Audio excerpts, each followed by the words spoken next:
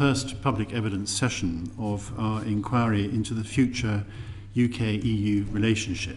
I emphasise the future.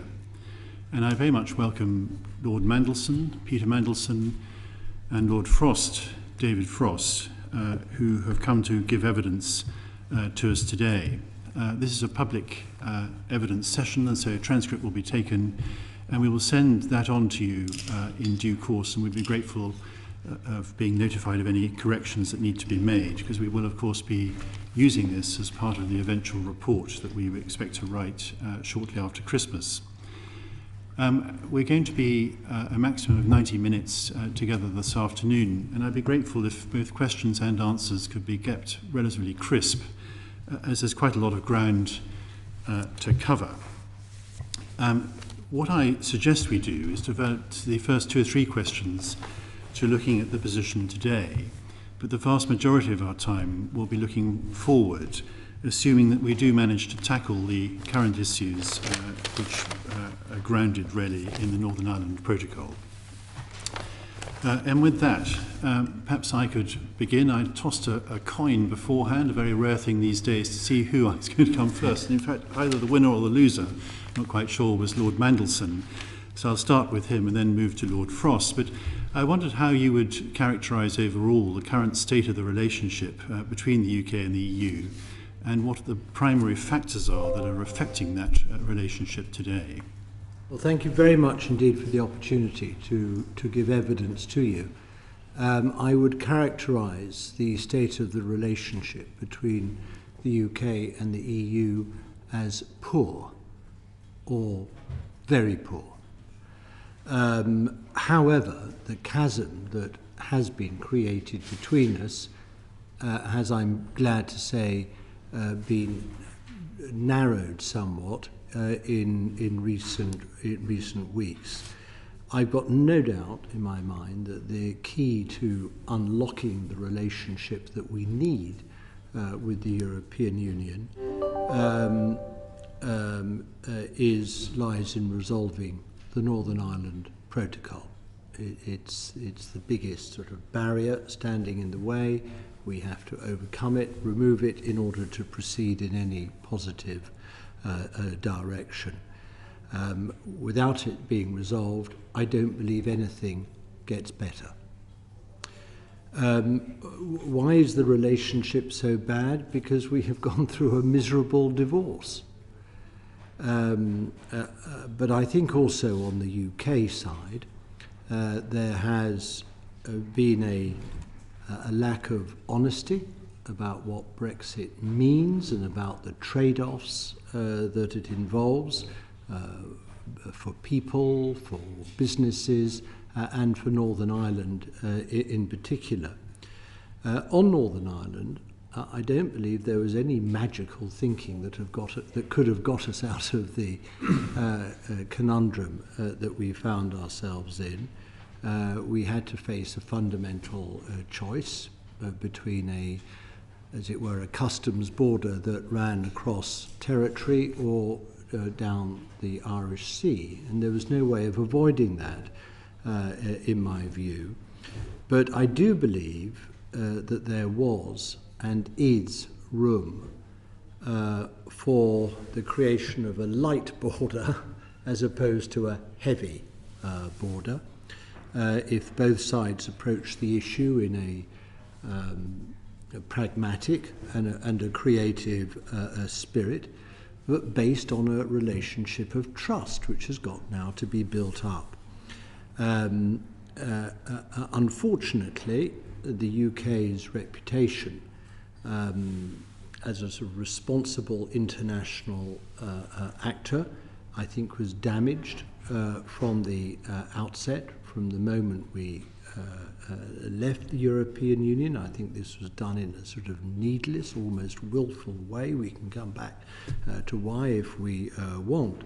But, you know, building trust between the UK and the EU after Brexit was not, in my view, a priority for the then Prime Minister.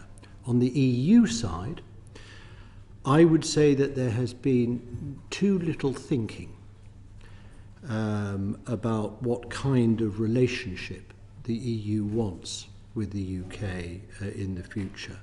You know, we are not a normal third country. I know what a normal third country is with the European Union. I used to negotiate with them. I used to negotiate trade agreements with them.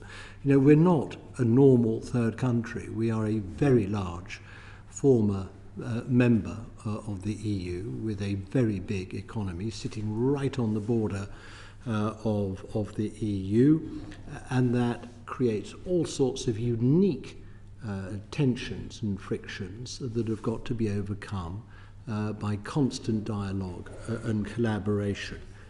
I think the European Union is now beginning to think more about the relationship that it wants with the UK, including, of course, how the Northern Ireland Protocol problems can be resolved intelligently.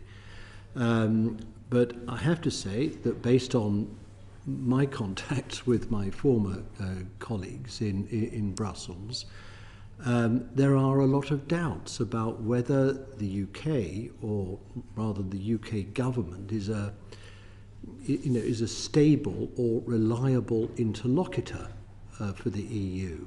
It seems to change and roll around and sort of go off in different directions. People don't know who and what they are dealing with.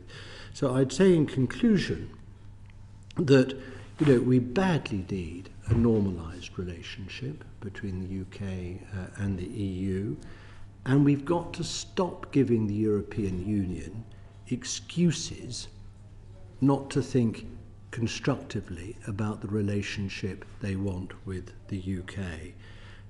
We need to put aside the confrontational tactics that were employed in the negotiation for the TCA and the sort of sovereigntist game playing that, in my view, has characterised Britain's approach up until now, that is, since the TCA was agreed. I think we need to reaffirm that the European Union and its member states are very important partners for us, because it is only through working with them, amongst others in the world, that we're going to deal with the most pressing political and economic challenges that we face as a nation.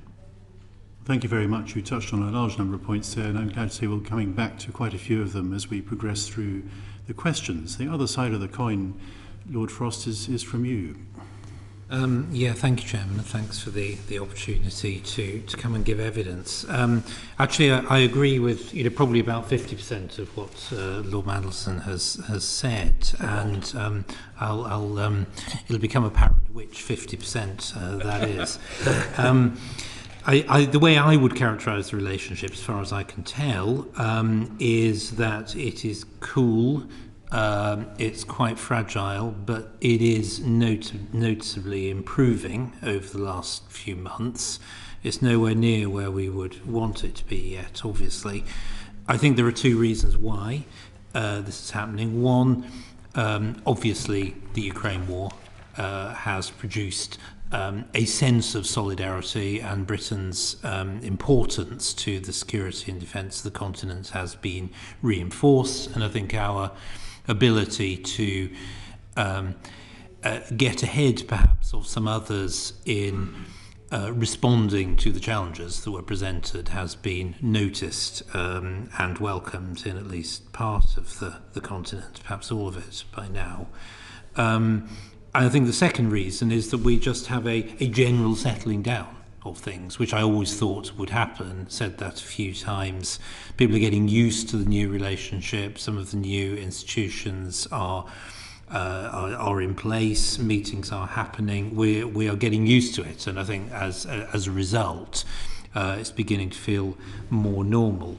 There are plenty of things that could still upset this. Obviously. I agree Northern Ireland is the major problem, and it's quite hard to see the relationship getting anywhere near where we want it to be until that problem is fixed. There are other issues which could become problems this autumn, and I think a lot is said about trust on our side, but I think we also will need to look at how the EU handles certain issues itself. I mean, one obvious example is the energy interconnectors and decisions that may or may not be taken about them if we get to a crisis point as regards energy supply later on this autumn.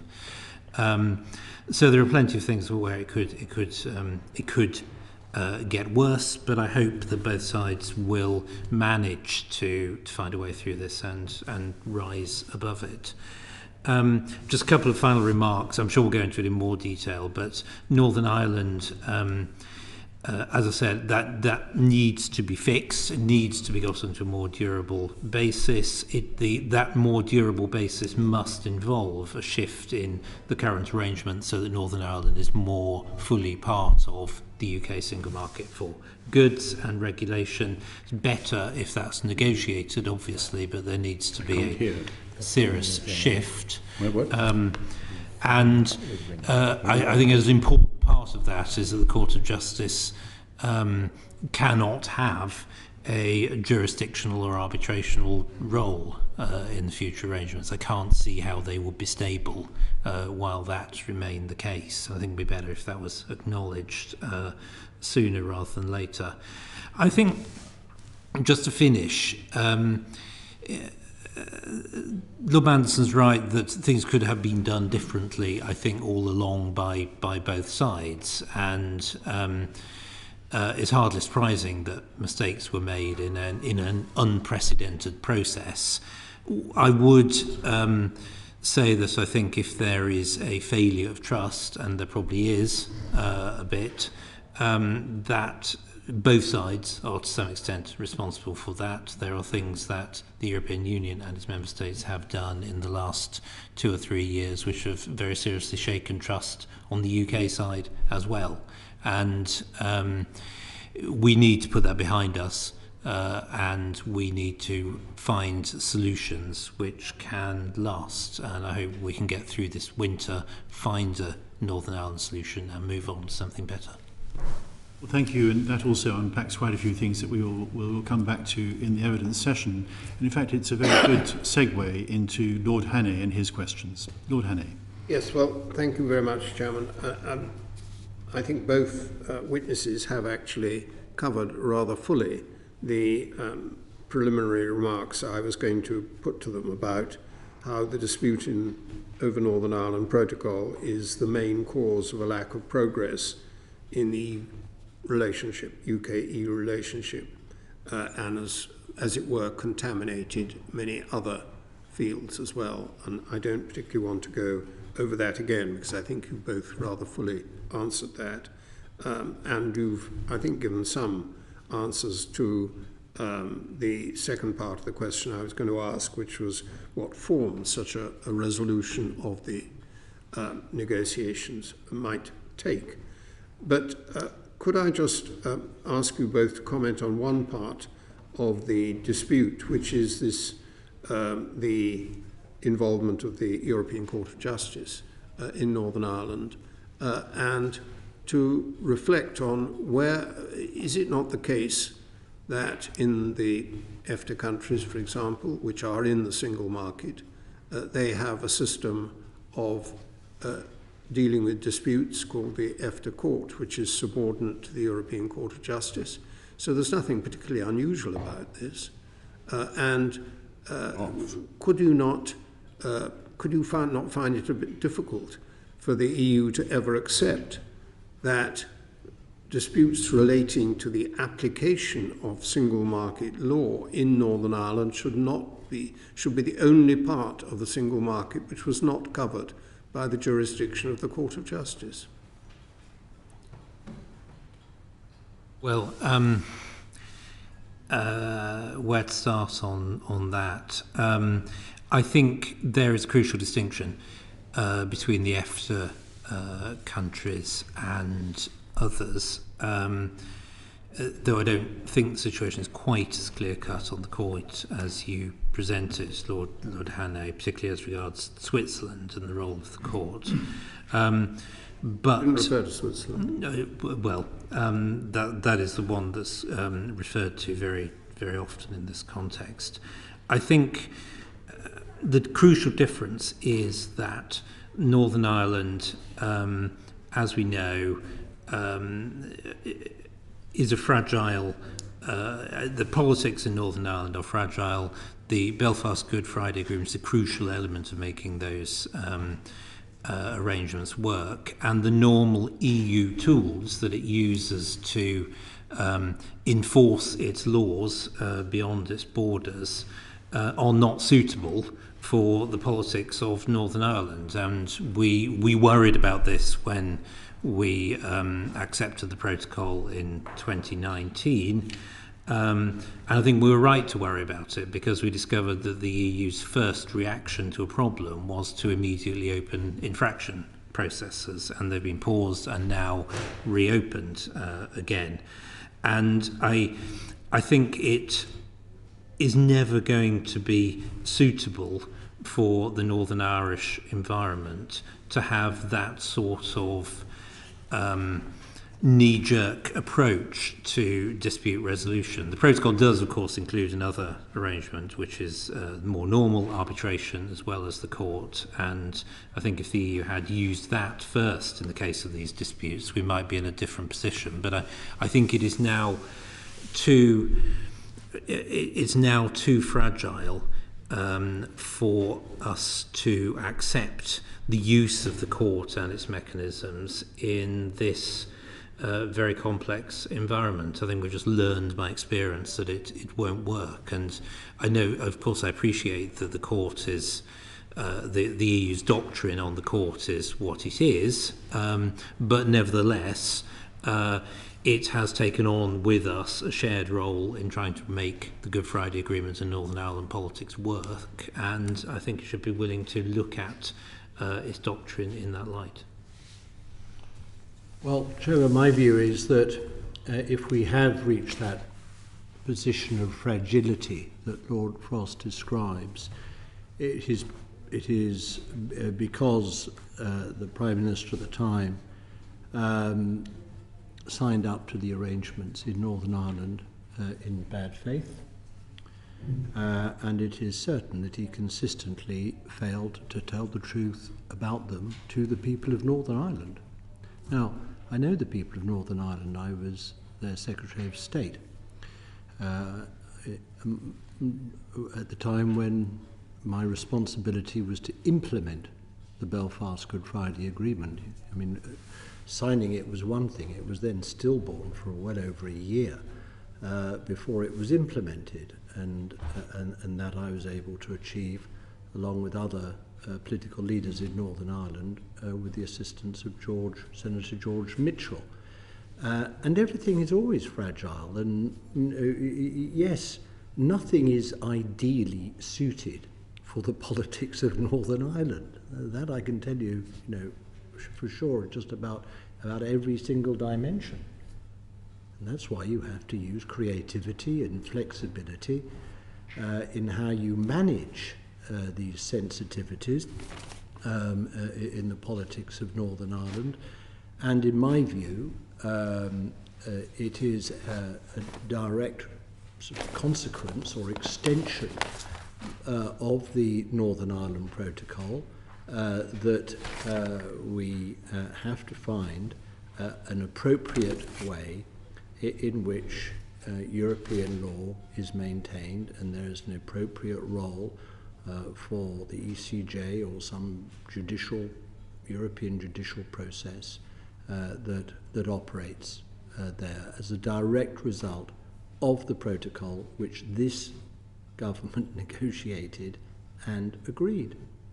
And the European Union will find a flexible way. It will find a way of adapting how it operates the rule of law in the most sensitive way that takes into full account as Lord Frost says, the politics of Northern Ireland.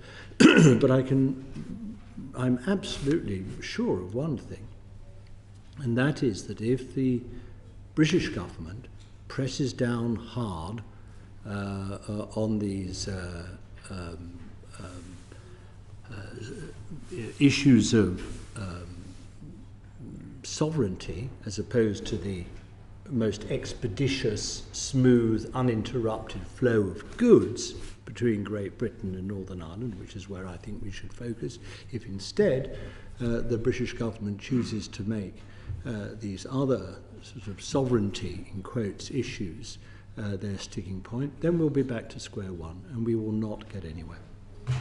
Thank you very much. Lord Hannay, you had a further question. Thank you. There was a further question not to do with Northern Ireland, which I gave notice to Lord Frost, and I would like to put to him, which is that after he left the government, he made a speech, which I certainly read with interest, in which he referred to the British government's position on performing artists and the difficulties that Brexit has brought to that sector, that rather important, lively sector of our economy, and had said that the approach by the government had been, quote, too purist, unquote.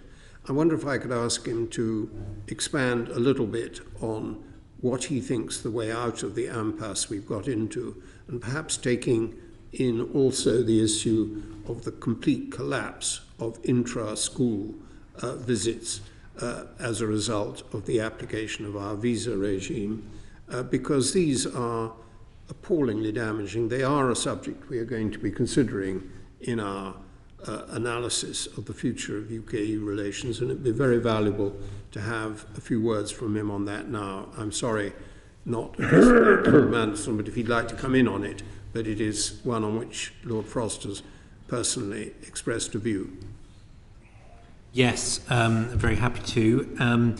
In my Zurich speech, the Churchill lecture, I said two things really. One is I thought then, and I think now, that there is room for a significant bargain between us and the EU. It must, of course, take in a settlement on Northern Ireland. It could take in closer arrangements on foreign policy cooperation, for example, and it could take in migration movement issues. But of course, it could take in other things as well, in the interest of finding the right balance. And I think that is still possible. So at that level, a settlement is possible. Within one level down, if you like, within the migration set of issues, it is a pity that it wasn't possible to solve these issues during the talks in 2020.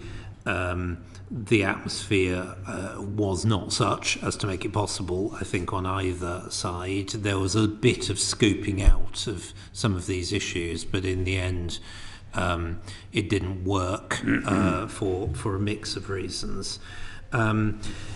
As you say, there's the issue of musicians' visas, there's the issue of school visas on our side, there's the issue of, there are a number of other irritants, if you like, the difference between the Schengen visa of 90 days in 180 and hours of 180 in 360. There is the use of e-gates at airports and so on, practical issues.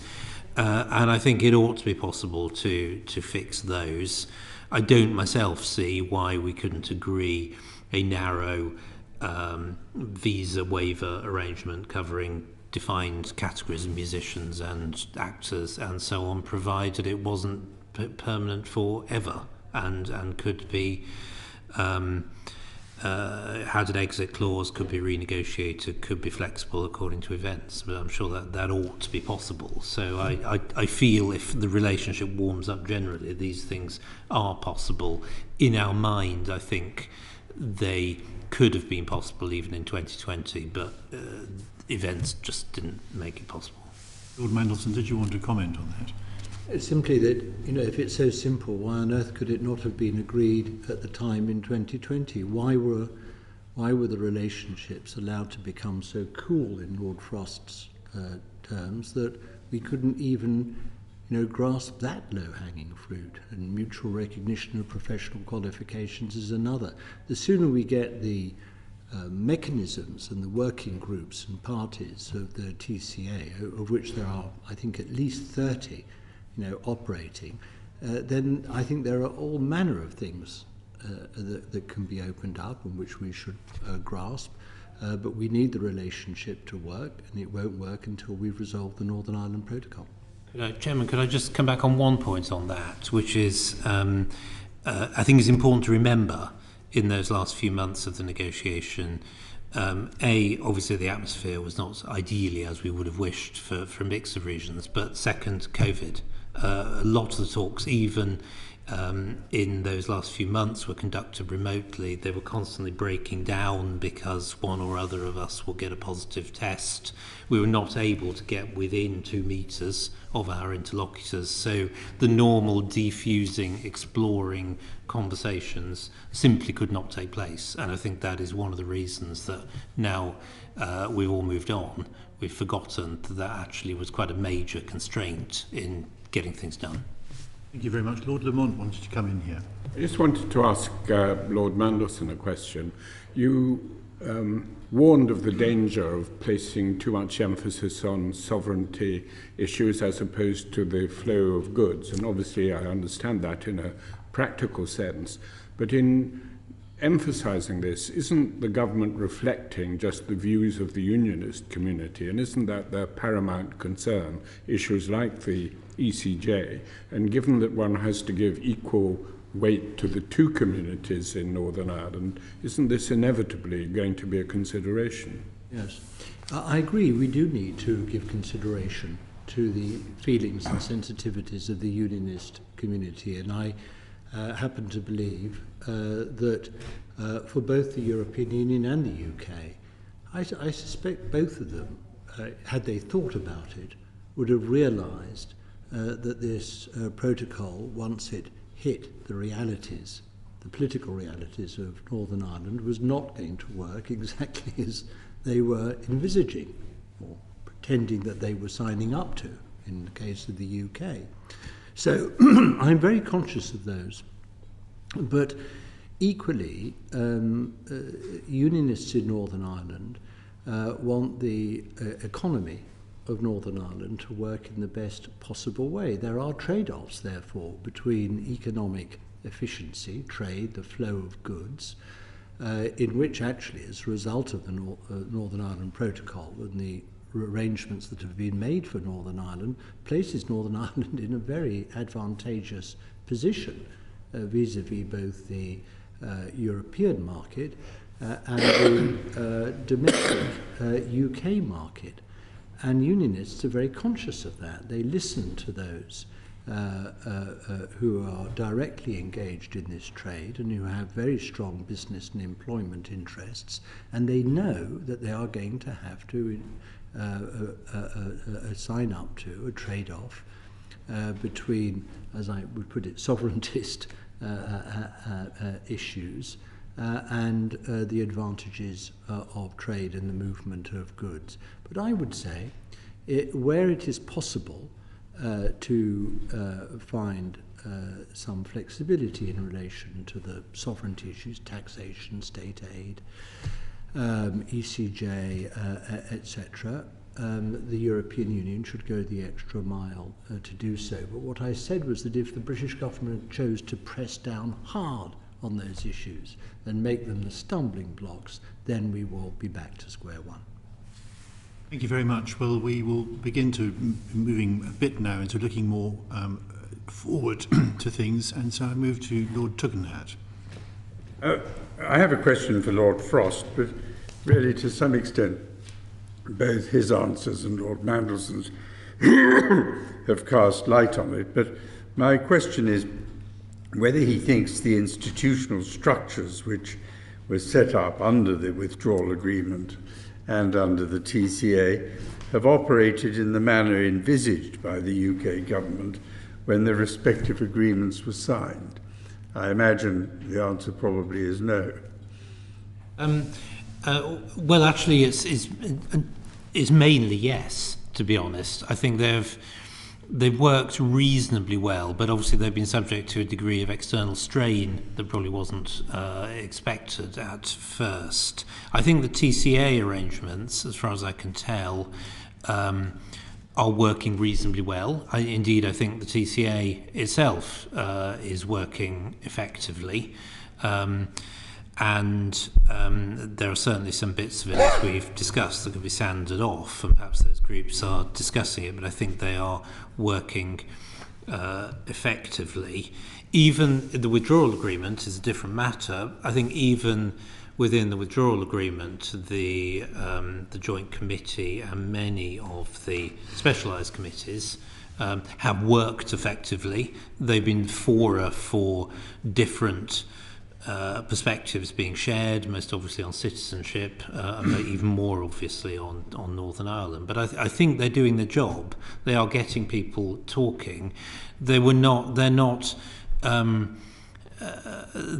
bodies which are designed in themselves to evolve the arrangements. That's got to come from outside, and obviously they're working within a context in which that's quite difficult. But I'm quite positive about it, and I know obviously don't have direct experience, but the Parliamentary Forum, the Civil Society Forum are all up and running, and probably within the relatively formulaic expectations we have of bodies like that, they are working reasonably well. But it's too soon to tell. But I think they're working better than many people give them credit for.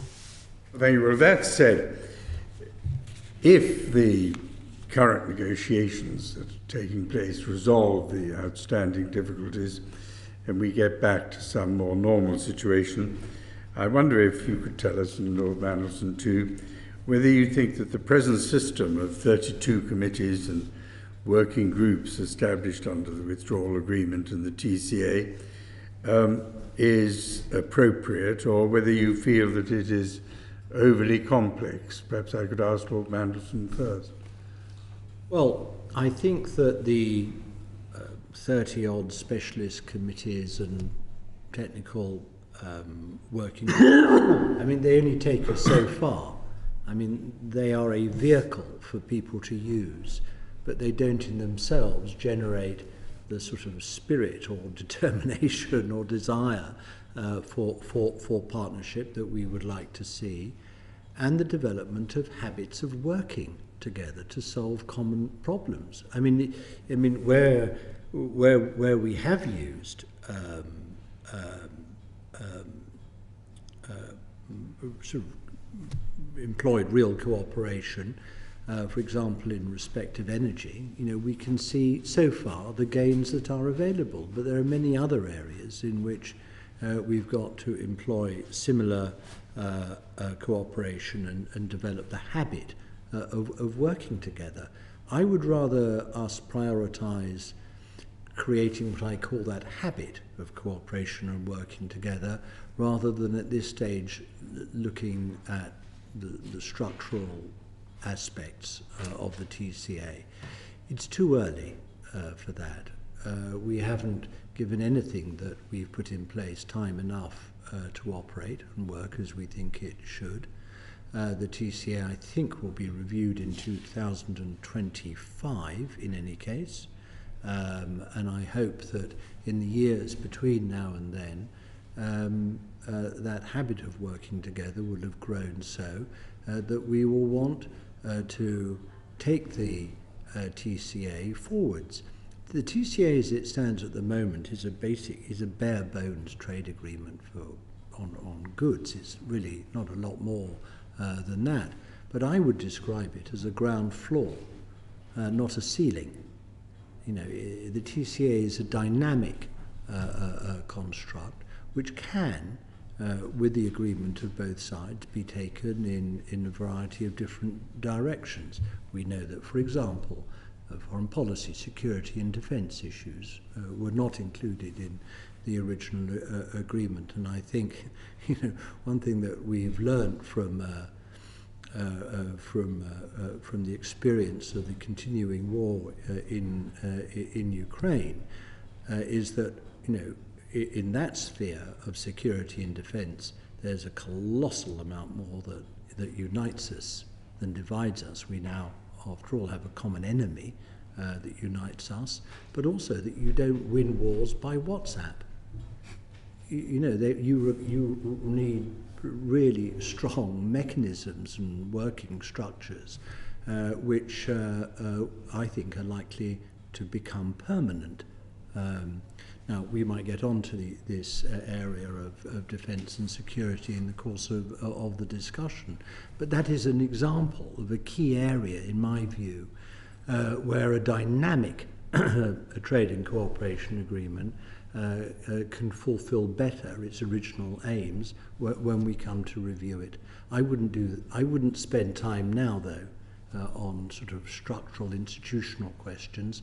I would put more time and energy into people meeting, leaders meeting, ministers meeting, people meeting on different issues or concerning different challenges in different contexts.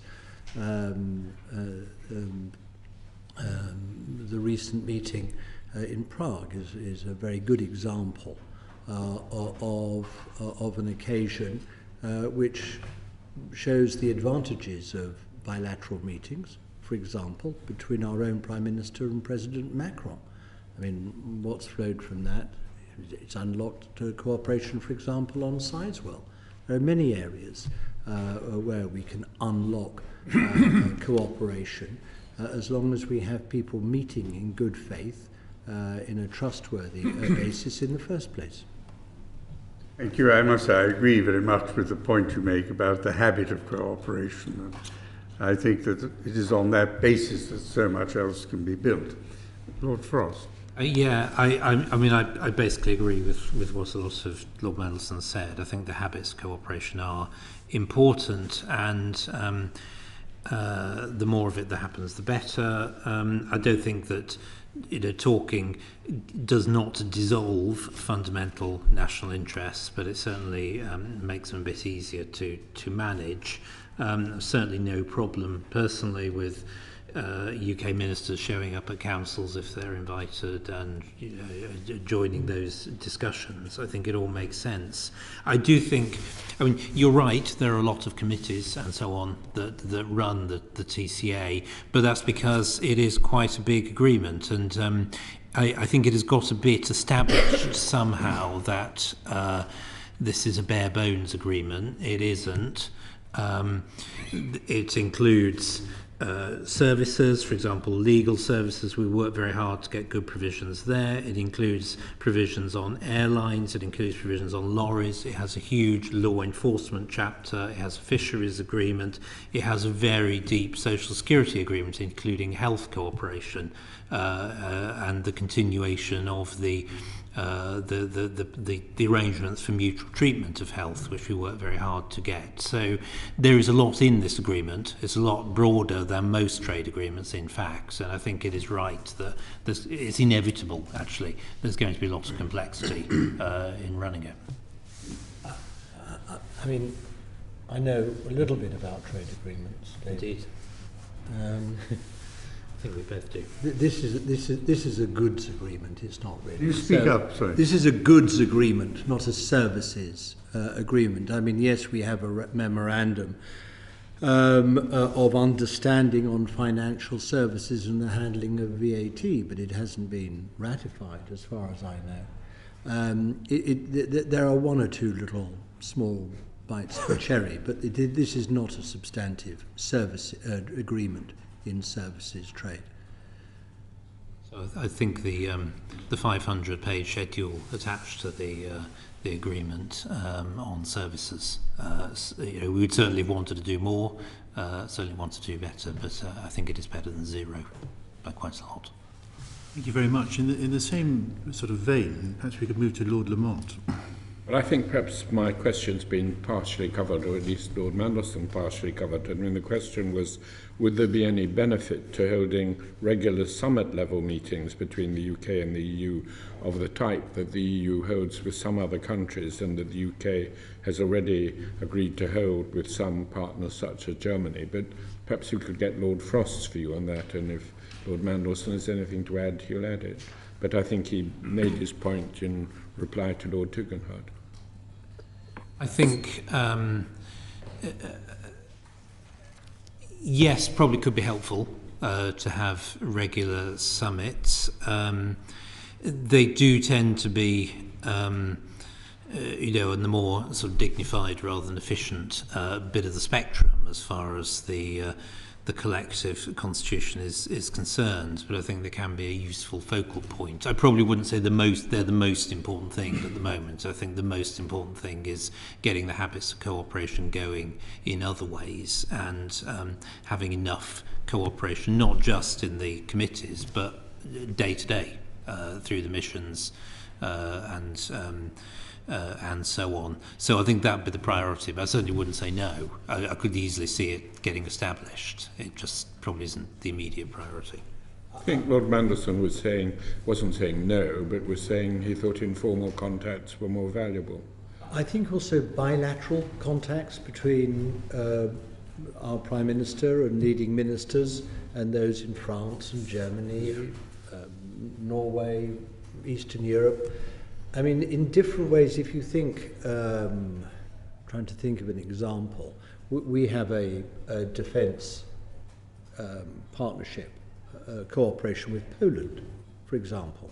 We've developed that. These are the sorts of things I would like to see. I mean, I think that a UK-EU summit might have a symbolic value. It would have to be very carefully prepared. I think it might then, the goodwill, if it engenders that, might sort of cascade downwards into other relationships. But I would like to see, London, Paris, London, Berlin, London, Prague, London, Rome. I would like to see these bilateral relations developing in a whole plethora of different areas. And then I would like to see much more London, Brussels. So I'm not saying that we should develop bilateral relations with national capitals of our member states at the expense of Brussels or in order to divide and rule member states. On the contrary, but I think that bilateral relationships will in time feed in to a better all-round relationship between London and Brussels, the UK and the EU. I make one follow-up point on that. I mean, I agree with all of that. I think it is important that if those things are going to happen, we have enough people to manage those relationships, and that means certainly in the Foreign Office, probably beyond, that you need sufficient ministers, sufficient senior officials, sufficient envoys, if you like, who are empowered by ministers or the Prime Minister to build those relationships and be in place over time, not rotate rapidly, allow them to happen. And I think that is a change in our practice that we should try and get established now we've left the EU. We do not have, we essentially have the same number of ministers, the same cast of ministers, the same ways of doing things in our diplomacy as we did before, and I think that has to change. Lord Hanley is going to come in a second, but can I just ask you about that? Because surely during the time when we were members of the EU, ministers were engaging in this type of intercourse naturally, and as it were, that time has been given back to them because they're not. And what we're talking about is sort of re-engaging in a process. So would we actually need to increase things dramatically, or are we just going back to the position quo ante? So I think obviously within the EU, ministers and senior officials and others met a whole bunch of people all at the same time through the EU structures, and that wasn't the only thing, but that's how a lot of the contact happened. Now we've got to do a lot of it bilaterally. That involves travel, it involves preparation, and when you've put all that work in, you've only done it with one country. And I just think that requires more resource and more effort if we're going to make it work than it has done before. Thank you for that clarification. Lord Hannay. But I just wanted to pick up on that and ask you, you've had recent experience of this, Lord Mandelson, less recent experience of it, but plenty of experience. A huge amount depends on the coordination of the British government's policies under the authority of whoever is the Prime Minister in a machinery usually to be found in the Cabinet Office. As far as I can tell, most of the existing machinery we had was simply abolished and has never been properly replaced. What's to be done about that? Because we have to recognise reality, don't we? That in this day and age, the Prime Minister does call the shots on all these matters, but it doesn't work if the other departmental ministers aren't working in a coherent way together. Yeah, I don't think our internal coordination arrangements on European and semi-European business have worked well, certainly since the referendum and probably a bit before that. I think the internal habits of transparency of information, about clarity when decisions were taken, what those decisions were so people could act on them, all that habit has been lost. And I don't think you can point out one government particularly for being responsible for that. I think it has been a gradual deterioration over the last decade or more, to be honest, of how the machinery has worked. Thank you very much. We move to Lord Faulkner, who's participating in a hybrid fashion. Lord Faulkner. Thank you, Lord Chairman. I'd like to ask both our witnesses their view about the UK participation in other multinational organisations such as the Council of Europe, the United Nations, maybe the World Trade Organization and the G7. How should our institutional cooperation with the EU relate to that? In my view, we should know what the EU is doing multilaterally. We should try and shape, where it's possible to do so, the positions that the EU arrives at informally through a discourse and transparency between us. We should seek outside the European Union to leverage the strength of the EU within multilateral institutions where we have an identity of interest and opinion. I think that what's happened is that, almost as a matter of principle or dogma, many who supported Brexit feel that any sort of contact with the European Union is a form of entrapment. That somehow the sort of tentacles of the beast are going to sort of reach out and inveigle us back into the European Union. Well, that ain't going to happen, and nobody's suggesting it will.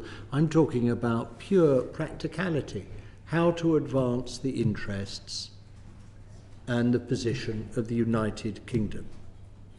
And just as we seek to influence the United States and try where we can to leverage the strength of the United States to advance UK interests, I believe we should do the same in relation to the European Union. Thank you. Lord Frost? Yes, I basically agree with that. I think we should be obviously making sure we know what the major players are doing in multilateral organisations. We are likely to find ourselves working with the EU and other Western countries more than others for obvious reasons, and I think that is obviously entirely natural. I think that the two things I would add really are that I think it's important that we shouldn't get into a position where we are always dealing with the EU first, and our first assumption and solution to every problem is to ask, what is the EU doing? I think we should be a bit more sophisticated than that, and knowing and talking to the EU is extremely important, but it shouldn't always automatically be the first thing we think about everything, and I think at times it has been that. I agree with Lord Mandelson that I think at times there has been a sort of overzealous wish to kind of avoid contacts almost with the EU and its institutions. That's not my view, and I hope what I've said already shows that's not my view. But I think there has been maybe overcorrection by some in places as a result of Brexit. The last thing on all this, we are an independent player now, and I think there is still a bit of a tendency to undervalue what we can do internationally and in these institutions. Obviously, we aren't a player like the Americans, the Chinese or the EU on trade issues, for example, in the WTO, but we are still a very big player. And if you look at the countries that do have influence in the WTO, they are countries like Canada, Australia, etc. They have influence. They're not at the very top, but they are very significant players, and we should not underrate ourselves and our ability to make things happen in these organisations. Thanks so much. It's a very interesting answer, Lord Frost. Thank you. Well, thank you very much indeed. And we move to Lord Fowkes, who's also participating in a hybrid fashion. Lord Fowkes. Yes, can you hear me yes, we can. Properly? Good. The reason I'm having some problems in communication is that I'm in Strasbourg at the Parliamentary Assembly of the Council of Europe, and some concern has been expressed here by members of Parliament from all the countries about the meeting in Prague that Lord Mandelson described earlier on. Now, whereas our Prime Minister has said that this is just going to be a sort of informal relationship with no secretariat, they've already fixed meetings in Moldova, in Spain, and then later in the United Kingdom. And it's beginning to look as if it is a sort of growingly permanent organisation. How do you see it developing, both of you? And do you see the fears here that it'll eclipse the Council of Europe and take over as a genuine fear? Lord Mandelson. I don't see why the Council should feel threatened, George, at all. Look, I personally welcome the establishment of the European political community. I think it's a good forum, potentially a mechanism to advance cooperation on energy, security, migration, and other issues. I also think it's a chance for us to, rebuild trust with our neighbours and to sort of foster a more strategic and common interest amongst all Europe's nations. So I look at it positively.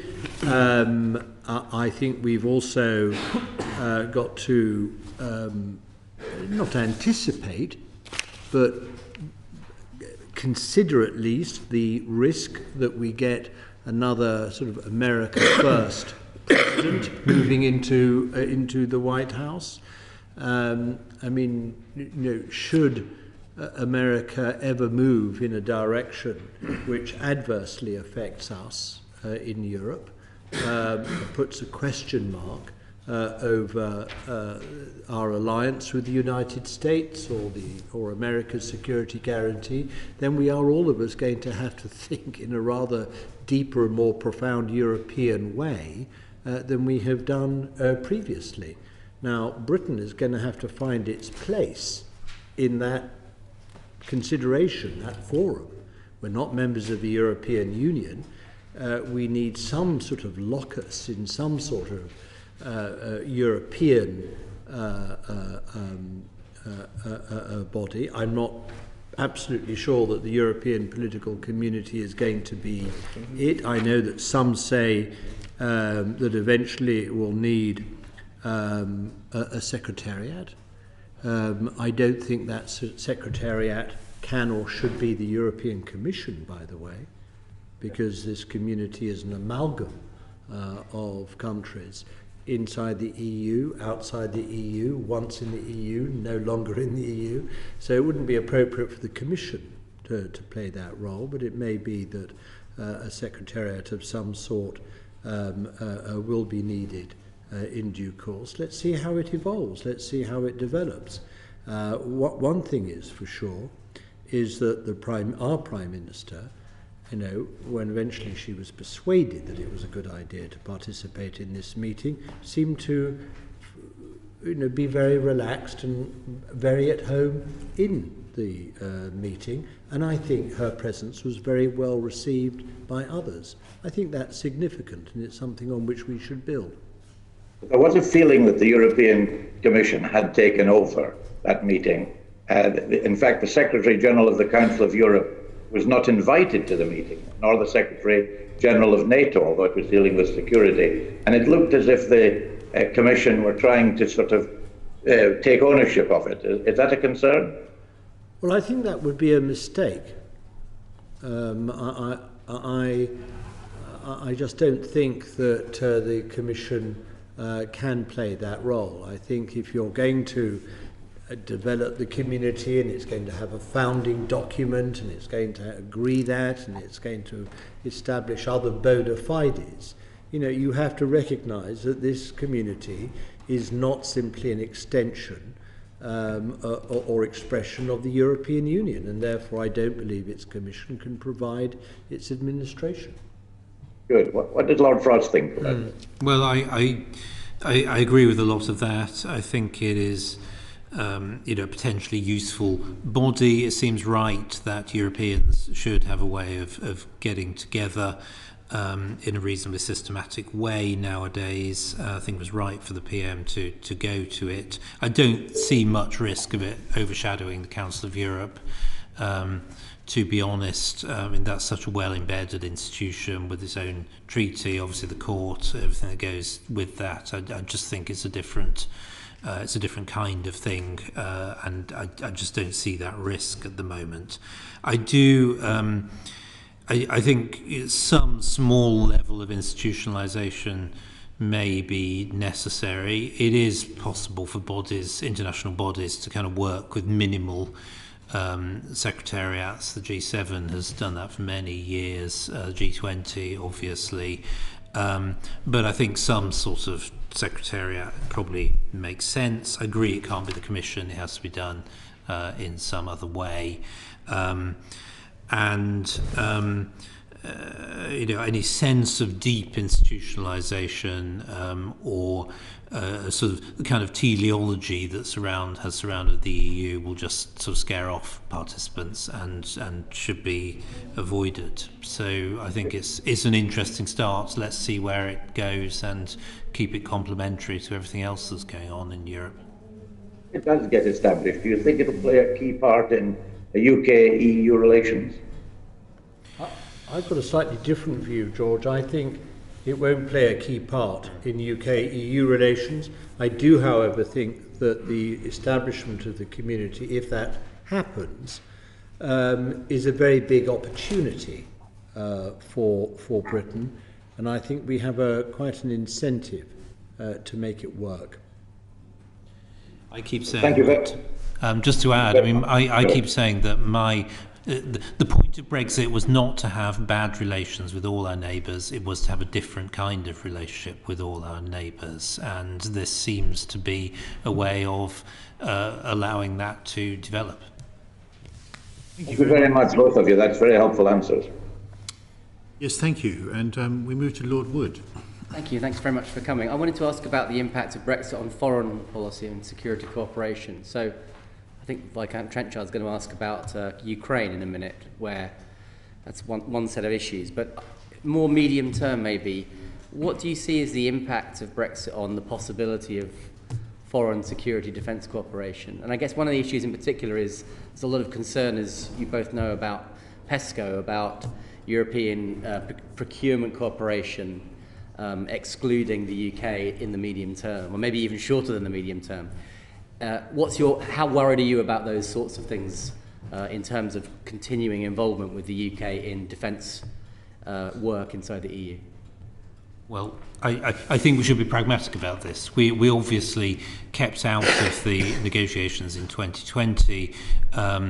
We took the view that we did not want to see an institutionalised UK-EU foreign policy relationship at that point. That may not be the case for forever, but I think a lot can be done just by normal UK-EU diplomacy, the kind of normal sort of contacts that happen at all kinds of levels in assuring foreign policy coordination and alignment of the direction of travel where that's necessary.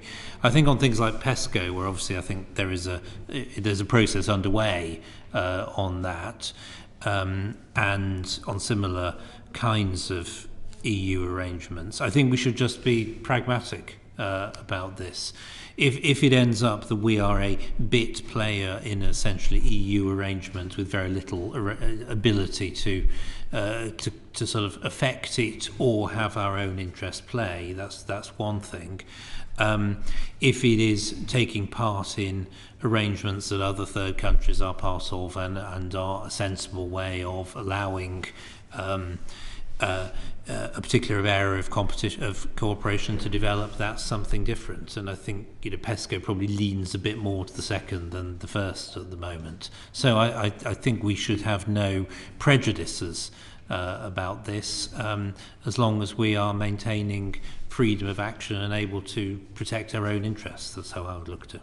Just to follow up before I go to Lord Mandelson, you don't see the need for any new institutional arrangements to develop in order to give birth to a new relationship on foreign policy or security cooperation? I don't really. I mean, like I say, I wouldn't say that it would never be necessary, but I think I think it is. I think there are two things going on. One, diplomacy and foreign policy cooperation isn't always well suited to the kind of formal institutional arrangements that the EU typically does. They very rapidly become sort of dignified rather than efficient, and all the real contacts happen in other ways. And I do think, from my perspective, from the government's perspective that I was in, we did not want to see established immediately after Brexit a whole set of arrangements that would, as it were, keep us in the orbit and mean that the first thing we thought of presented with a foreign policy problem is, what is the EU going to do and how are we going to influence it? That is an important part of any problem, but it shouldn't be the first thing. As soon as, over time, we will get used to being a genuinely independent actor on the world stage. We'll develop our own interests more effectively. We will cooperate in different kinds of ways, and maybe the institutionalized relationship will become a bit easier in that sort of context. I mean, my view is that our ability, the scope for us to act as a truly independent actor on the world stage is very constrained. That's why we channel so much into the collective security arrangements of NATO. It's why we have, and I think at times in the future, on a sort of practical, pragmatic basis, find ways of cooperating with the European Union. I mean, there are areas of activity in Africa, the Horn of Africa, for example. There are issues in Africa to do with terrorist threats and illegal migration, where Britain has played quite an important role. We've even led on efforts in these missions in the Horn of Africa and elsewhere. And we've done that through collaboration, as members of the European Union. And I think we need to find a way back to do that. Now, we are,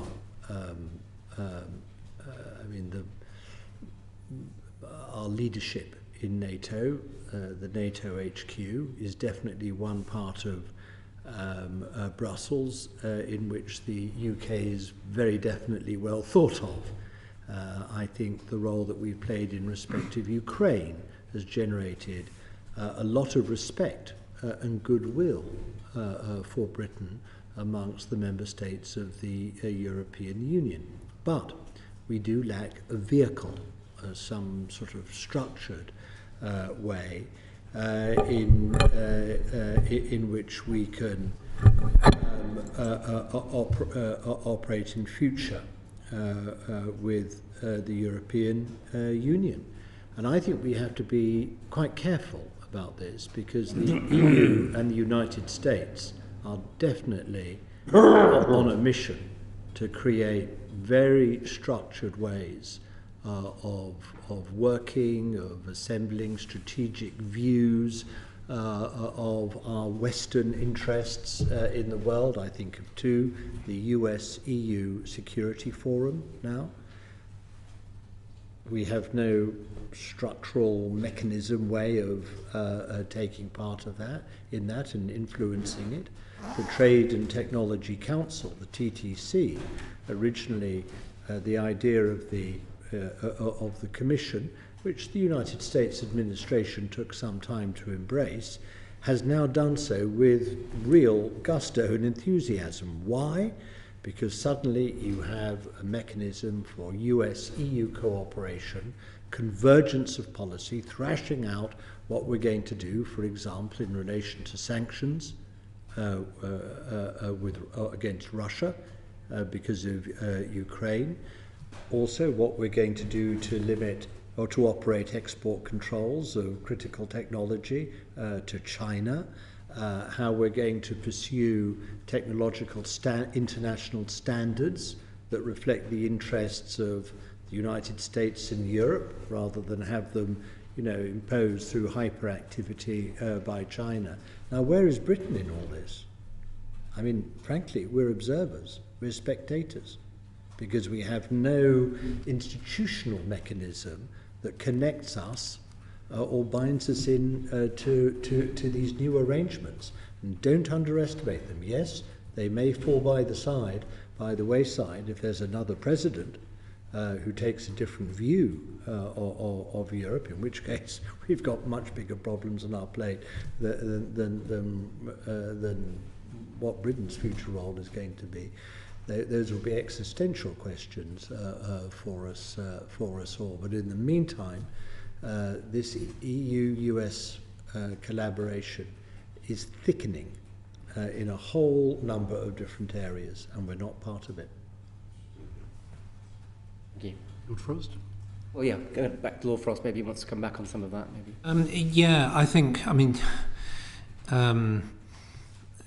I take a slightly different view, I suppose, on how influence happens in the world, and I think that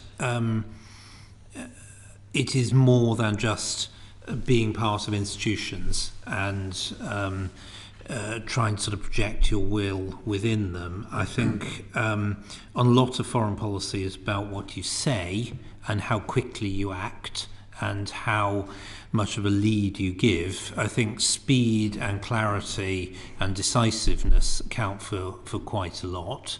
I think there's a kind of implicit view of the EU that it always knows what it wants to do internationally, and is clear about how it wants to act. And I don't think that's always the case. There clearly are very significant divisions within the EU that, in different circumstances, I think we would have seen play out quite a lot and made the EU a much less effective international player than it has gradually got its act together over Ukraine, but it wasn't obvious it was going to be like that. So I think speed, clarity, and what you do with your own country counts. If we are successful economically, as I believe we will be, if we become serious defence spenders, if we spend a lot on defence research, and so on and so on, we will be a significant player and we will be part of discussions that matter.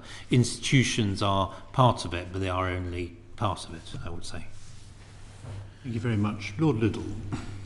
Yeah, I suppose I'd like to follow on directly from what we've just been discussing, particularly in the context of major international crises. So, David, to you, I suppose, is when we were talking about Ukraine, we've clearly managed to play a big role in terms of military support for the Ukrainians. But in areas like sanctions and even more in areas like energy policy, isn't it the case that we're a bit on the sidelines of what Europe is deciding? And thinking forward, you know, in the next 10 years, we may face a major crisis with China. Where would Britain be? How would Britain fit into, for instance, whatever trade policy the EU decided on China? Would we just go along with it? Or how would we influence it? And can we establish relationships that enable us from outside the EU to influence what are clearly critical decisions that really matter to us? So I think if we're looking at the Ukraine problem, obviously I haven't been in government since that's happened, so I'm a commentator like everybody else, I guess. Obviously we are to some extent on the sidelines of EU decision making because we're not a member of the EU, and I think that it is inevitable it will be a bit like that. I don't think the EU's record over this period has been particularly stellar. I mean, a lot of the problems that we have come from some of the appalling misjudgments that have been made by some EU member states about energy supply in recent years, about which we have been critical. And I think it's going to take quite a lot of time for them to correct that. And I think it's right that if it is indeed our focus, that our focus should be very much on our own resilience and making sure that we can get through these periods, as well as trying to influence what the EU does. Similarly on sanctions, I think you could make a case that the need for consensus within the EU on sanctions effectively has weakened them over the last year. That you could argue that 25 or 26 member states proceeding on their own would have been able to put in place quicker and more effective and more far-reaching sanctions than this process that's been blocked at every stage, and gradually the country concerned has been won round. So I don't think it's as straightforward. I think the picture is more complicated. I think we have given leadership. We've stood up for our own interests, and I think it's right that we're focused on our own resilience. Can we influence the EU from outside as part of a crisis? Well, I hope so. I like to think we influence the Americans and others, and the way we do it is by having the very deep day-to-day relationships, the frequent contacts, the understanding, and the sense of what each other's interests are, and that is how we should be trying to do cooperation with the EU, and that is going to require effort on our part. And as I've said earlier, I'm not sure we're resourcing it as well as we should, but we should be doing it and trying it because it will be very important. I agree with about the China. Well, let me come on to China in a moment, if I may. I mean, obviously, I agree with the impulse that we should stand up for our own resilience, for example, in respect of energy. But when push comes to shove, we may need a little bit more than that. We may need a little bit more cooperation. We may need a little bit more energy. We might need a little bit more interconnectedness. We may have to rely on our neighbours, in other words, in extremis.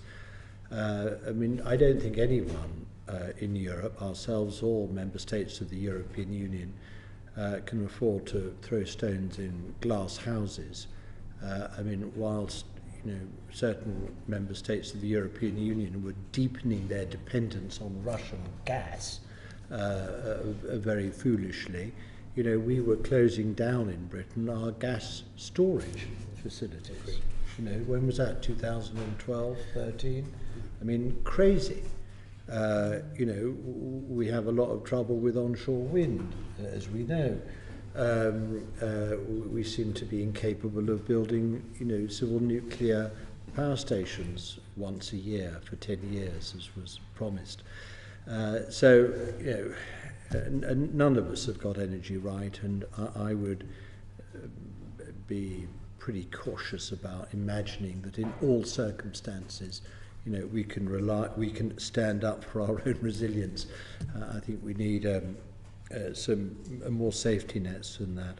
I think on China, my view is sort of pretty simple. I would, when it comes to China, rather we coordinated and collectivized our approach to China than stand separately alone and allow ourselves to be targeted and picked off by China. Because, look, we're not the most important country in the Chinese universe, but, we're a fairly large economy. We have strong trade links and investment links between the UK and China. We're not sort of unimportant, but we shouldn't exaggerate our importance. And certainly when it comes to... And will become less important. I'm sorry? Sorry, I had a beg your pardon. No, I didn't hear you. When it comes to shaping our future approach to China, look, we have to secure ourselves in a whole variety of different ways towards China, but we also need to engage with China.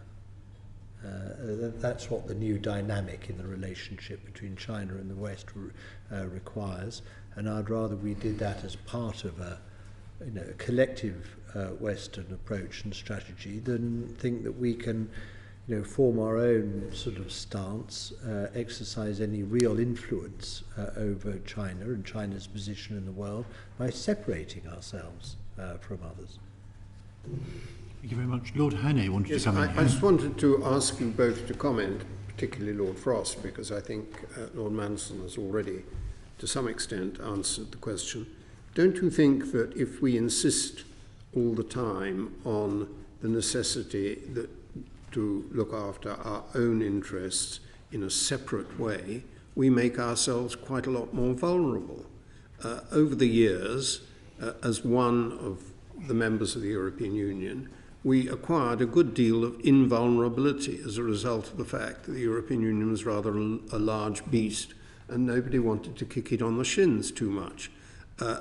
If we insist that we are going to be separate and different, will we not be creating ourselves, in the sort of conditions that Lord Mandelson was referring to, of a tension with China, of great vulnerability? I'm not arguing that we should therefore always do exactly the same, but we are surely creating a vulnerability there without perhaps realizing that's what we're doing. I think there are different ways of looking at this. I would say obviously there is a risk of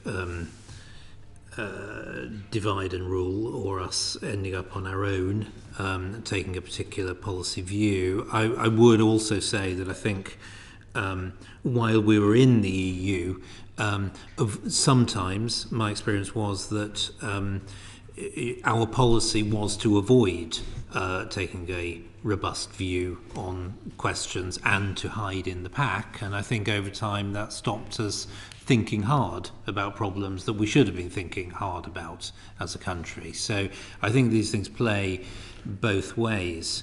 I think if you're thinking just to expand the discussion slightly, this question of resilience, I'm obviously not saying that we should have regard to our own interests independently and indifferently to anybody else's. You obviously do increase resilience by connections with others. That's obvious. But I think you also have to take a realistic view about whether you can rely on those connections or not. And I was certainly quite deeply burned by the very fraught atmosphere over the vaccine issue 18 months ago, and we discovered in that case that it was every man, every country for itself, whatever the legal niceties. And I think we just have to be realistic that in moments of extreme crisis and extreme stress, you can't necessarily rely on interconnectors, you can't necessarily rely on every legal framework you're part of. You have to make sure that you are doing your best to cover yourself. Thank you very much. We're likely to finish about 10 minutes late. I hope that's agreeable for the two of you, but it's very interesting indeed, and it would be a great pity not to finish off the question set. And I wondered, therefore, if we could move to Lord Trenchard. Thank you, Lord Chairman. I would like to ask about the effectiveness, how effective the cooperation between the UK and the EU has been in response to the Russian invasion of Ukraine. Has UK-EU cooperation worked well? Would it have worked better if we had been part of the US-EU institutional defence and security arrangements, which have been discussed, or if we had been committed to PESCO, which we're not? Or has it worked effectively because the UK was free at the point of invasion to react immediately and adopt a leadership role, which otherwise would have been compromised? I mean, that's my view, your latter of the choice. Obviously, I haven't been directly involved in this, but that is my impression. I think that if we'd been part of the EU, a lot of diplomatic effort, I mean really a lot, over the last 6-9 months would have been devoted to showing up in Brussels, trying to influence what was going on there, spending a lot of time on that, probably with rather limited effect. And I personally think that would have come at the expense of talking to others and hard thinking about the situation and trying to influence it in other ways. That's just my view. I think that's the case. But of course, you never know with counterfactuals.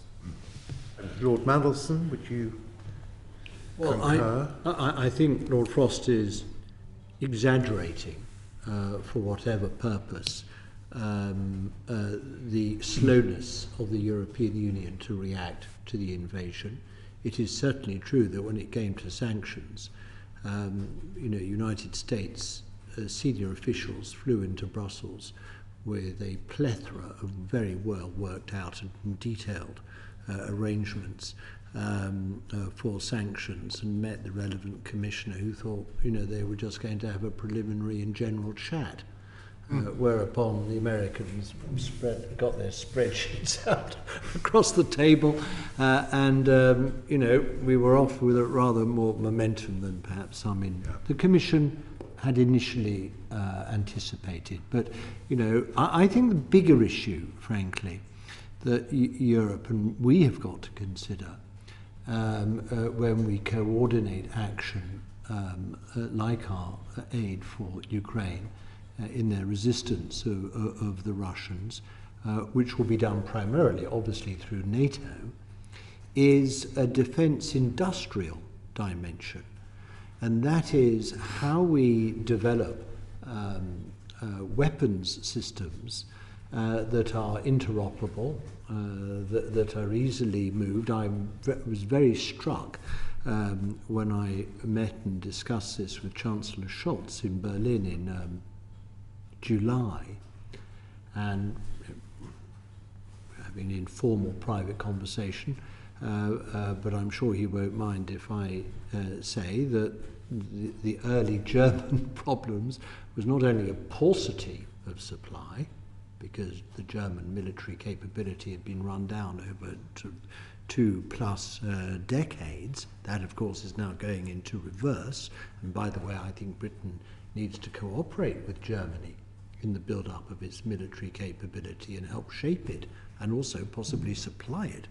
But the issues that Germany was wrestling with was not only that they didn't have enough to supply to help the Ukrainian resistance, there were great issues of adaptation of their systems and interoperability, which you would have thought would have been thought through in their inception, and not when they were most needed at a time of war.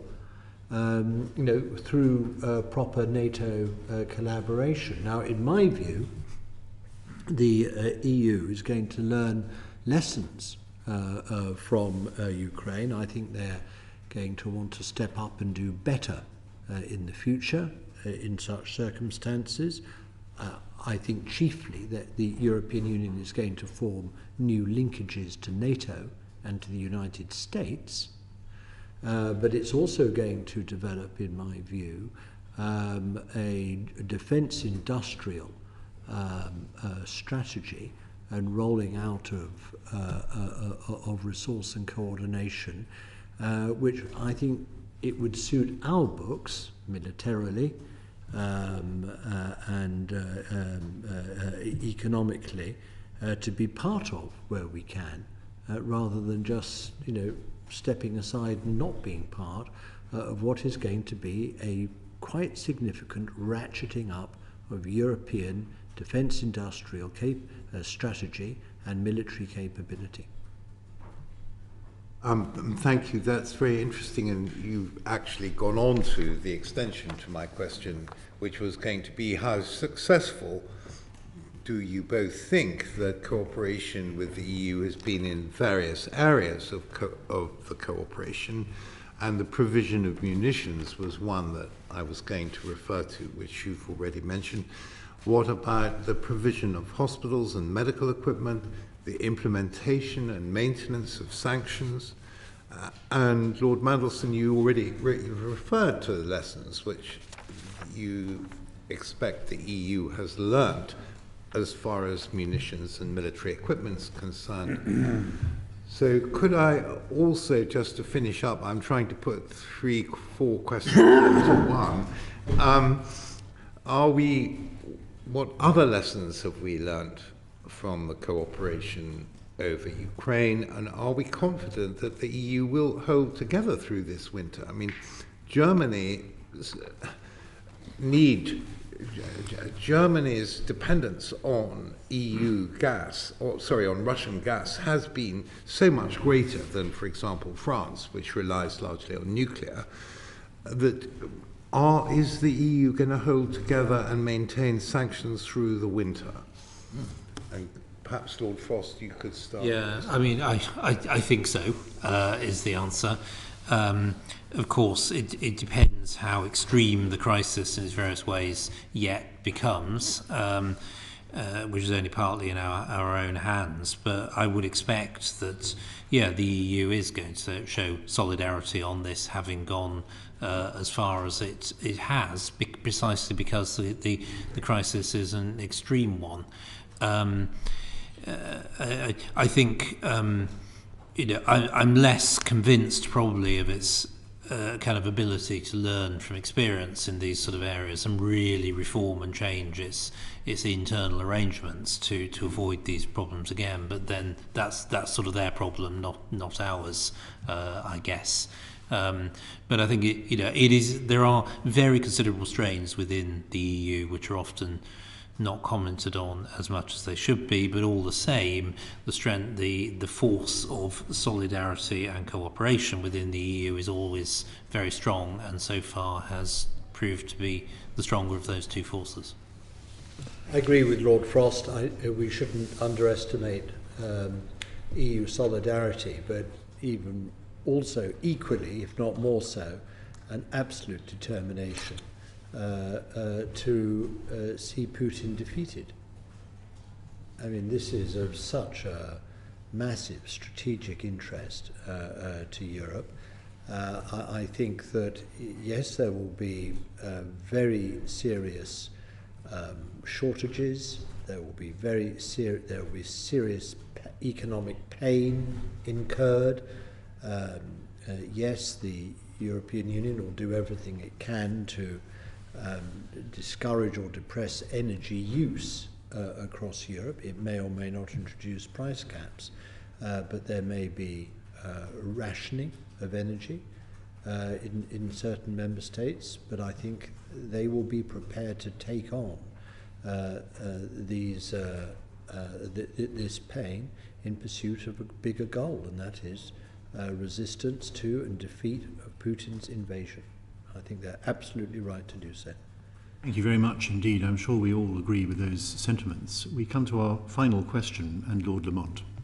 Well, my final question, or the final question, is really about the so-called deepening relationship between NATO and the EU, which Lord Mandelson, I think, referred to. I must confess I wasn't really aware of this, and I'm not sure whether he was referring just to the US-EU Security Forum or something much wider than that. Perhaps he could enlarge on that. But how does he think, or how do both of them think this affects Britain's relationship with NATO, and particularly in the context of Ukraine?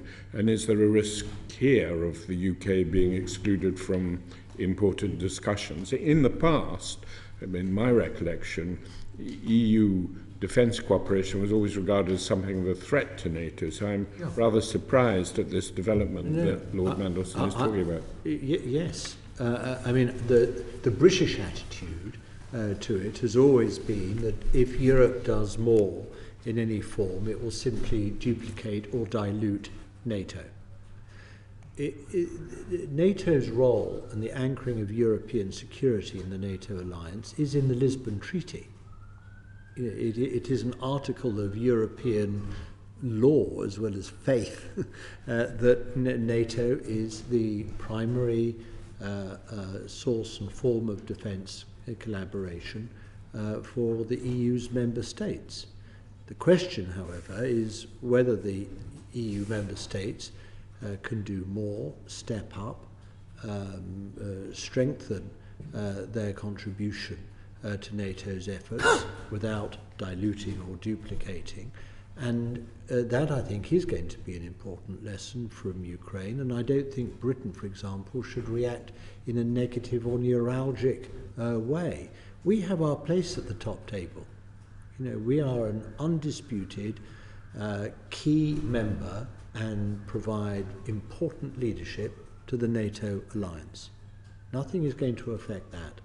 And as long as the EU's focus and the channeling of its efforts are to strengthen NATO's collective strength, then I believe Britain's interests will be protected. What form is this EU-NATO cooperation that the question implies taking? I think it's two things. It's operational. It's making the EU both think more and more nimbly and quickly about what EU member states have to do in the context of threats or emergencies, whether it be in Ukraine or Northern Africa. But secondly, it's got to develop, and this is partly what sort of so-called strategic autonomy is about. It's got to do more to develop its own defence industrial strategy. It's got to rely less on European member states sort of acting separately and apart in developing weapon systems which are not always interoperable, or depending on the United States, as many do. It is about creating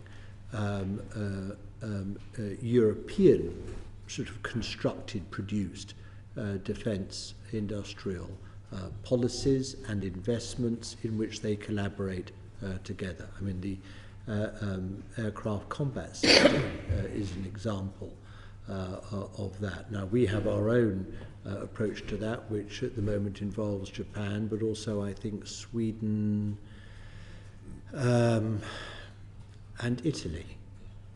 But there's nothing very new about that. There isn't, no. I mean, but that goes right back to the 1980s. Yeah, and look where it's got us. But many of the multilateral projects turned out to be much more expensive than buying America or developing on one's own. But there are economies of scale which can be exploited. There are advantages and benefits from countries collaborating. They're doing so at the moment. They're doing so, France and Germany are doing so in the case of their own aircraft combat system. Now, what I'm saying is that where there are economies of scale to be exploited, when we can improve the sort of military interoperability and performance of what we're producing, then I think European Union is much more focused on that than it was before the Ukraine war. And I think it behoves us to consider our own defence industrial strategies, certainly where we want and can do things by ourselves, but also where we can usefully collaborate with others. But the key thing is that we are all part of one single collective security alliance. It is called NATO, and what we're doing should be joined up. I think that three things really. First, I mean, obviously NATO has a new lease of life. I think it has been developing it actually for a few years, but obviously this year has made a huge difference to perceptions of political importance to what NATO is there for and the importance of getting it right. And Swedish and Finnish applications to join is the symbol of that. So I think I draw from that what I'd always thought, which is that NATO does not have to worry about being undermined by a more sharply defined European security and defence identity. I think it should worry us if we were in it, but we aren't in it any longer. If Europeans feel that a clearer sort of perception of and arrangements for how they manage crises, clearer sense of their own strategic interests develops, I don't think that's particularly likely to undermine NATO and shouldn't worry us particularly. I certainly don't think we should invest any effort in trying to stop it as a country. As regards sort of defence industrial policy, I mean, obviously that is very largely about this is all done through collaboration nowadays. I'm not a big fan of industrial policy generally. I don't think it should be our presumption that it would be a good thing to be involved in EU procurement arrangements to buy military kit. I don't think the track record really stands it up. I think we work out what our own interests are, where we want to cooperate on that, and as you say, that might be other partnerships, it might be buying American, it might be whatever, but again, I don't think we should be worried if that's what the Europeans want to do. It may very well not be in our interests. Well, thank you both very much indeed. We've used up 100 minutes of your time, and we're very, very grateful for what has been a thoroughly interesting session with much food for thought. So with that, I declare the public evidence session over. Thank you.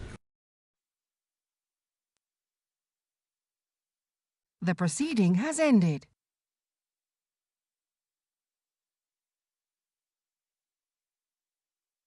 The proceeding has ended.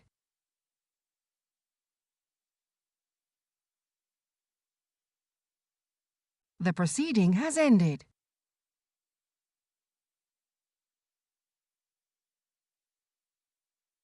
The proceeding has ended.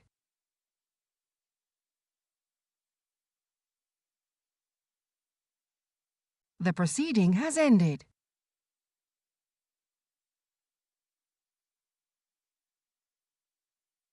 The proceeding has ended.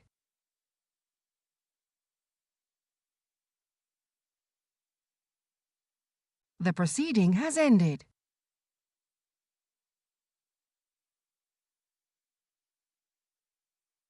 The proceeding has ended.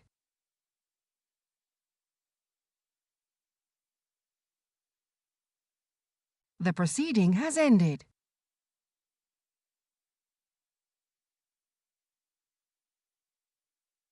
The proceeding has ended.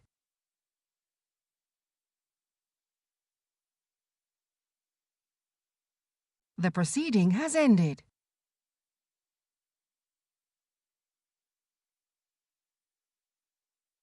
The proceeding has ended.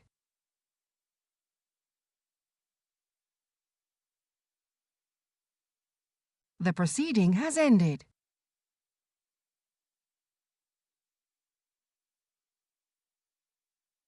The proceeding has ended.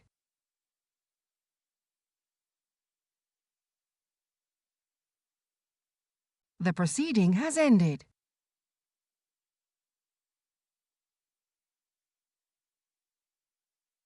The proceeding has ended.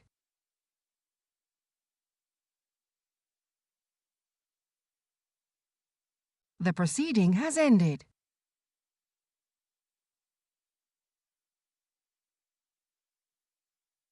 The proceeding has ended.